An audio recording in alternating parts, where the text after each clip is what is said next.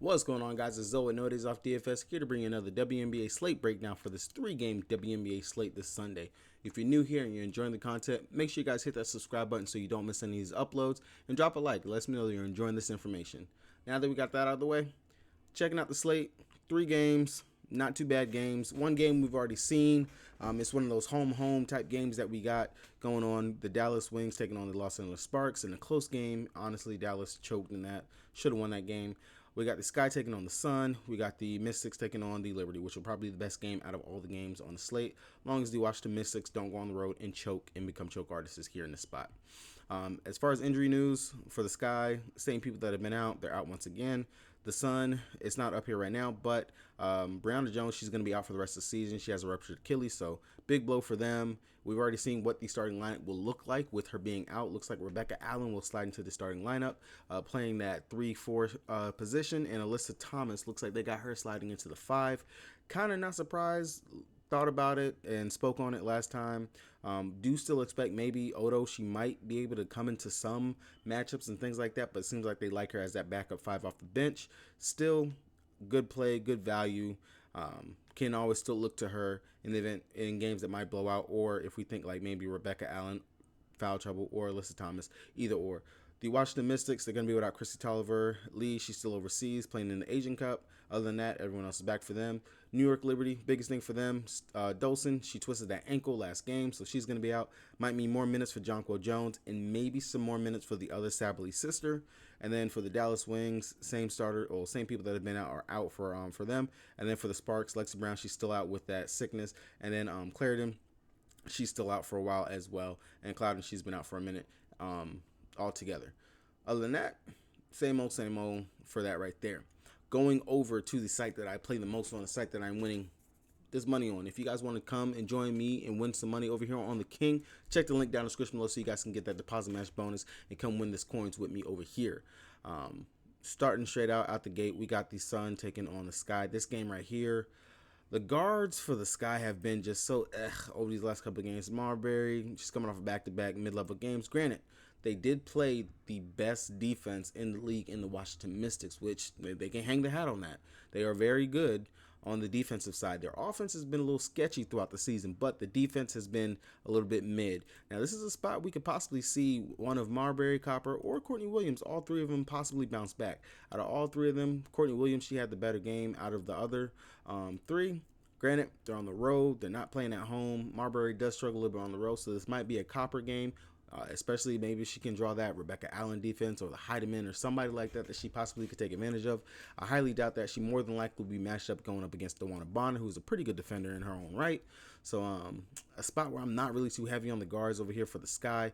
Might look more towards their forwards, because I do feel like with Brianna Jones being out, it's going to be a hit to the Suns defense. We just seen Collier. She popped off even though everything else for the Lynx didn't go their way. And we also seen Milik off the bench. She had a pretty good game. And then when the game went to somewhat dead, pulling starters, stuff like that, we also did see Dorka. She did have a pretty decent game, salvage herself towards the end of the night. So this could be a spot where we could see Elena Smith, Elizabeth Williams, and Birch all pop off. Now, for me, I will personally say Birch and Elena Smith because they have more of an offensive game. Birch, she had a pretty bad shooting night when she went out there last time. Only went 1 of 6, 7.25 fantasy points. And granted, she only played 18 minutes, but still, playing off the bench, coming back from injury, she doesn't look bad out there. She gets the shot to fall. She's going to play much better and definitely put up better numbers. Elena Smith, she's still getting the start, getting 20-plus minutes out there. She dropped 28 fantasy points in 26 minutes. I will definitely have some interest in her because if that 3-point shot, she can get that to fall. But what she can do on that defensive side, I definitely have some interest. When you have Alyssa Thomas, who cannot shoot outside, she cannot shoot to save her life from the perimeter, but she will come inside. One of the things I've seen from Elena Smith is definitely the block upside that she has. This is a spot where I believe that she'll be able to go out there and do that. So I will have some interest in Elena Smith sitting at 9-1. That's not bad. Value, tierish, big forward that you can pay for today. And then Elizabeth Williams, you can definitely check a GPP standpoint on this. She played 27 minutes after playing 18 in the first game that Birch was back. 16.75 fantasy points, better than what she did in the first game. Still not doing too much on the offensive side. If she can just get it going all around games, we know she can put up a 30-plus type game. Definitely GPP standards for me, but not someone that I got to rush to, run to go get into my lines. Cone, Park, Soul, not really touching any of these guys because the rotation seems to be really concentrated towards the starters and everything for the Sky. Not really looking too much towards the bench. As you see, literally Copper, Williams, Marbury, they're the ones that are going to be getting the minutes and burn and stuff like that. And then now that Birch is back, she's going to be getting that burn. Parks, I have to see more from Parks before I can really just believe that Geodude is going to give her some burn and some running time and stuff like that. I really do just have to see it. So not someone that I'm going to run to and rush to get my lines. Going over to the Sun side, like we said, we've seen that Rebecca Allen, she got the start. She played 29 minutes, so pretty much absorbed most of Brianna Jones' minutes out there. 21.5 fantasy points in those 29 minutes. Not bad at all. Something that we definitely want. She's still valued to me sitting at 5'6", because if her shot can fall much better than what she did in going 205, I definitely am going to have some interest. The block upside is there for her, which I really did like. I forgot what she could bring on the defensive side, which is a very good thing considering that if you can't get a goal in scoring, you got to be doing something else to get the minutes and actually produce something for us. At 5'6", I don't hate that for her, but I will definitely say I wouldn't mind taking the GPP standpoint and going with Odo, because she is going to play minutes, especially if anyone gets into foul trouble. Their bigs get in foul trouble, Odo is going to go into play. Odo is going to get that burn and run out there for them, simply for the fact they really don't have too many other bigs on this in this line. Now, unless I'm missing something that they might have signed somebody from the hardship contracts or something like that. I haven't seen anything, but if that comes out, definitely pay attention to that. Depending on who it is, maybe they might be able to slide someone else into the starting lineup. But other than that, Bonner, Hayes, Heidemann, they're going to be other starters to round this out from the guard position. Of course, we can always go to Bonner. We know what she can do. If she's going out there and she's scoring, she's doing very well. As we've seen, she did pick it up in the rebound department. Definitely a prop to look at would be Bonner's rebounds. If they still got it sitting around 4.5 or 5, I would definitely be taking the over on that, because the upside is now there without your leading rebounder Brianna Jones not being there. This is definitely a matchup that Bonner can go out there and pick it up. If Hayes somehow falls back down to earth, which she popped off in that last game, she definitely had it going from 3. She shot 31. She scored 31.5 fantasy points in 24 minutes. A lot of that was due to the fact that she went 4 of 8 from 3 and was just going 100 miles a minute, getting to the rim. Of course, it was going against the Minnesota Lynx. Now, the Sky, I hope they put up a much better fight than what the Lynx did. So maybe we might get a flourish game from Tiffany Hayes, and we never know with the foul trouble. But Bonner will be more secure and safer in this position. And then Heidemann, she's just been so up and down in regards to what she's going out there doing. I don't know if I could trust it. First, you come out there in 35 minutes, you give us 30.25 fantasy points. Then in 22 minutes, against a pretty cushion matchup, you only give us 8.25. Now, I get it. Hayes had it going, so not too much for you to do. The other thing at the forward position, Alyssa Thomas, she had a pretty poor game according to Alyssa Thomas standards. Coming off of that triple-double where she had 59.25 fantasy points and a cake matchup where I honestly expected her to smash, to honestly pop off and go off and just do everything for this team. She only gave us 27.75 fantasy points. Now, granted, she's still without Brianna Jones. I do feel like the rebounding upside is still going to be there for her. She's still going to be the first one to get rebounds, push the pace, and set up offense. Get the push ahead passes and things like that. I will still be taking Alyssa Thomas in cash games no matter what, because she still does have that upside there in those games. Decent matchup for her here going up against the Sky. Nothing to worry about. I'm right there. I'm going to take that last game as just a floor game for her happening. Washington Mystics taking on the New York Liberty. This game right here is going to be a defensive matchup because both of these teams, they play pretty good defense. Washington Mystics, like I said, they are ranked number 1 in defense at guard, forward, and center position, definitely for a reason. But on the other side, the New York Liberty, they lack defense for the guards. So this is a spot we could possibly target Sykes and Cloud. We know Sykes, she's been doing it pretty well, especially on the rebound department. Some pretty big rebounds. Playmaking is getting it going, and then she's averaging at least how many steals? 2.1 steals a game. She's the steal leader for the season. We do know Sloot, she could sometimes be careless with her assist and passing. Same thing for Sabrina. We definitely can look here for Sykes. She's been very, very consistent. I'm not even gonna say pretty, very consistent in what she's done over the past couple games. 36, 35, 29 fantasy points. Sitting here at 8.5, definitely do not have any mind taking Sykes here in this spot. We know that they're going to need her to go out there and actually continue to produce like what she has. If you want to come down and get Natasha Cloud, it's been a while since we had one of those Natasha Cloud games. Now, they did play early in the season where she played 32 minutes, gave us 35.5 fantasy points. That was off of 14 points, 6 assists, 6 rebounds, a couple of steals and blocks. So definitely don't mind coming out here and getting the value for Cloud, especially like I said, the New York Liberty, they do lack at the guard position when it comes down to defense. Sloot and Sabrina do lack at that spot. And Sykes and Cloud, definitely a perfect spot where they can both pop off and go off. Sykes in that game going up against them, she dropped 33.75 fantasy points, and she had, 5 steals in that game? I'm not saying she's going to repeat 5 steals, but I definitely will have my eye open for the fact of she is snagging steals left and right, and I do like that for her. At the forward positions, Austin, she kind of has a tougher matchup between the two of her and Elena Delle Donne. I know I normally say if you're not going to play EDD, come down to Austin, but this might be a spot to just fade Austin. She hasn't looked great in the past couple games, giving us at least 20 fantasy points in the past 2. That knee might still be bothering her, but in the game going up against New York Liberty, she played 25 minutes, only gave 15.75 fantasy points. She is going up against a Defensive Player of the Year in Jonquil Jones, and then, of course, you get Breanna Stewart after that. Pretty good defense right there. I'm not even going to lie. So I will personally be fading Austin. I am going to get off the Austin train for once, and definitely out of the two, I would rather pay up for Elena Delle Donne. She played 33 minutes in the game, dropped 31 fantasy points. If she's on, she's on. We know she can go out there. She's had great battles between her and Stewie in the past. They're going to need her anyway, but I will be focusing more on the guards in this. EDD will be more of a GPP play, if anything, for me on that. Going over here to New York Liberty, starting at the forwards, Breanna Stewart. I don't even have to be the dead horse. If you can fit her, you play her. If you can't, okay, that's fine. First game going up against them in the season, she went out there, played 34 minutes, dropped 35 fantasy points. Now, I don't expect her to go 3 of 10 again, just like how we said she was going to bounce back from that 1 of 14 game. Dropped 40.75 fantasy points going up against the Dream. Now, remember, this game pretty much was a blowout. She didn't really have to do much. She did all of that before going into the end of the third quarter, and then we unfortunately had to sit and watch Courtney Vandersloof play majority of the fourth quarter and break the freaking slate. Hopefully, we don't have that again.